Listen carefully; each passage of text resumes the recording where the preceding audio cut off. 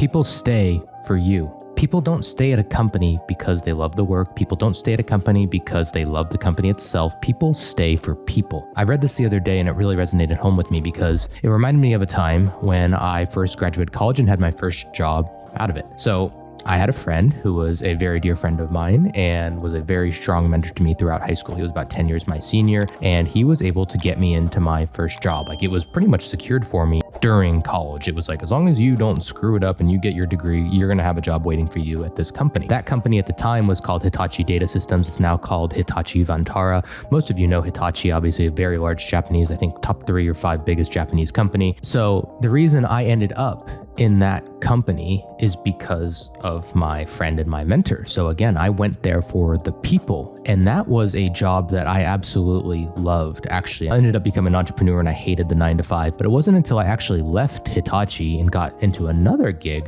that I no longer liked it. I actually liked the 9-to-5 at Hitachi, like for the most part. It was tolerable, which is saying a lot. And 10 years later, so I did a lot of things. I obviously built a few businesses. I moved to Europe. I moved to Ukraine. I lived in Ukraine. I bought property there. And then when the war with Russia started last year, I went back to California and I saw that friend who had worked for a longer period of time in that company as well. And everybody had left.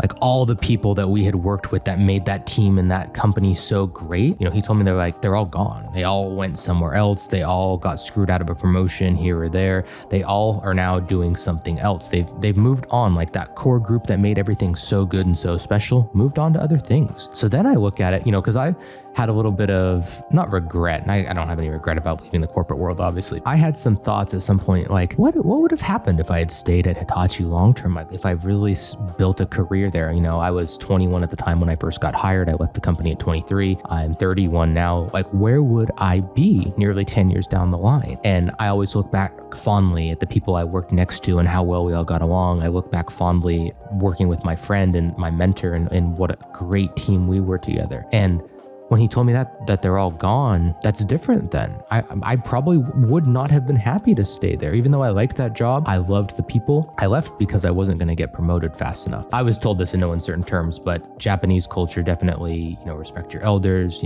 people, there's a certain hierarchy. And it was very much that I was too young and that I wasn't going to be promoted up to the level that I was already ready for at 22 until I was like 30. Maybe they would have made an exception. I was the youngest person they ever hired. Maybe they would have given me that at 25, but I wasn't willing to wait around because I wanted to go and do and go with my life. Would I have been able to stick there at Hitachi long term? I don't know. I really don't, obviously, but it sounds a heck of a lot less appealing without knowing that all the people that I loved at that company would not be there anymore. Which leads me to my point. People do not stay in a business or in a career for anything other than people. People leave because of people. Like, you very rarely hear that somebody leaves a job or hates a job because of the work itself. It's the way that their manager makes them do the work, or the way that their manager enforces deadlines. It's the way that the company culture is set up. Whatever it might be, it usually comes back to dealing with other people, not so much, the work or the time. It always comes back to people. People stay because they love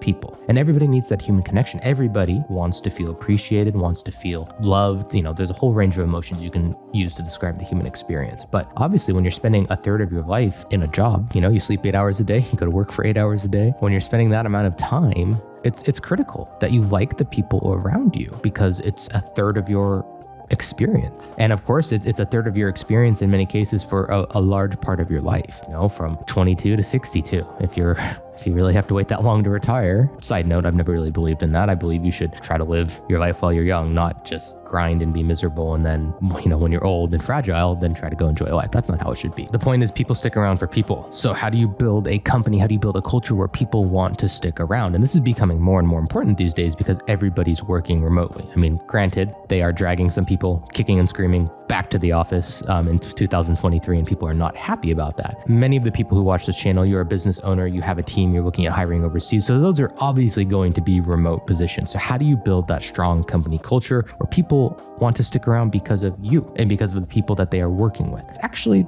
pretty easy. First, you hire correctly. That's the most important thing. As a small business owner, you need the A+ people on your team. You can't be having people that drag you and your company down. You just can't. So you hire the A+ people and you get it right from the start. You are willing to pay more for the quality, right? If you want to go and get a cheap virtual assistant for $200 a month, you're going to get what you pay for. And no matter what anyone says, that's always going to be the case. People who are worth it know what they're worth. They just do. They know their worth. They know what they're going to earn, and they know if it's not worth it. If someone's willing to work for, $200, $300 a month, it says a lot about who they are as a person, no matter where they live. Like that's just such a low number. So keep that in mind. You have to then try to get people, like if you can get people from the same culture, that's ideal too, because obviously you as an American or Western company, you're always going to be speaking English in your native language, but allowing someone to use their native tongue in a context of the team when they're working with each other, that's ideal. It really is. Assuming you're hiring someone to outsource day-to-day stuff, the low-level stuff, the stuff that takes a lot of time, why do you need to be involved?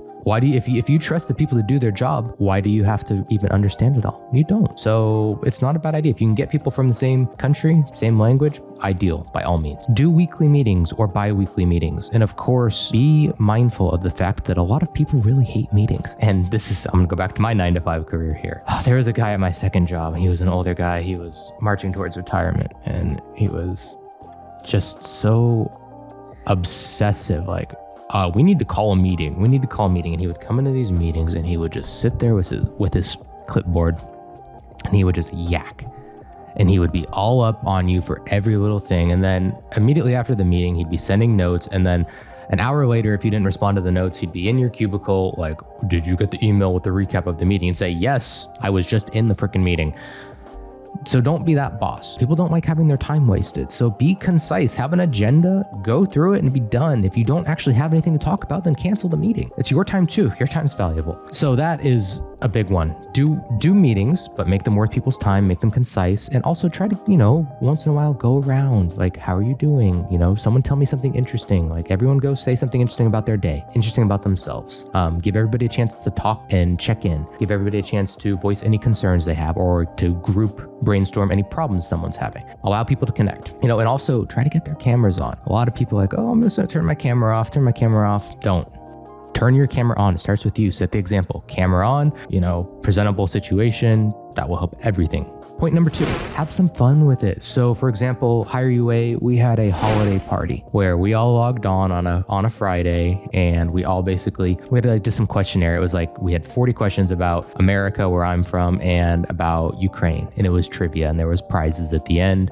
There was a little bit of champagne involved. So those kind of events can also kind of bond people, even if it's just virtually. And of course, if you can meet up, by all means, you should absolutely do it. When I first started the company, I was in Kyiv, Ukraine, and I hired Katerina, who was actually an assistant who worked for me like in person in Ukraine. And we would meet every couple of weeks and actually discuss business and discuss placements, whatever else it might be. It was a remote job, obviously, and we didn't see each other every day. And I always take opportunities to meet team members when I can too. When the war in Ukraine started last year, my senior client success manager, Sophia, she was in Amsterdam. And I was flying out of there. So we met up, we had dinner, and then we're even doing a team building event in Warsaw, Poland this year. So we're all flying in from whatever country that we are in and all going to meet up in Warsaw for a few days. So doing those kind of events and plans, even if it's virtual, even if it's in person, if you can swing it, definitely helps kind of bond people together and makes them more invested in the job and the company and the culture. Again, people stay for people. So if you foster that bond between your team and you check in with them and you show that you actually care, like ask them personal questions. I always like when I interview a new hire, I always like to say, tell me something about you. I don't care about what your work. I don't care about your resume. Tell me something about you personally that you find interesting or that you are passionate about. And that sets the whole relationship. Remember things about your employees. If you hear that someone in their family is sick or that they weren't feeling well, or they tell you about a move upcoming, check in on them. How's your move going? How's your mom doing? Whatever it might be, just show that you care. And as long as the team is small enough and they're doing a good job, you as the business owner, you are going to care about them. Like truly, it's not hard. If you hire the right people and they're doing a good job, you obviously are going to take an interest in those people because they're making your life easier because they're doing the job you hired them to do. So in summary, people stay because of the culture and their manager and the people in the company. Foster that the best that you can, especially as a small business owner, especially as a remote online business owner. Keeping the right talent is a lot easier than trying to find new ones, especially if they're doing a good job and you like them. If you are looking to hire the best of the best virtual assistants and other positions to work remotely in your business, go to hire-ua.com, go down to the calendar, and we will be glad to speak to you about a potential hire. We place some really good people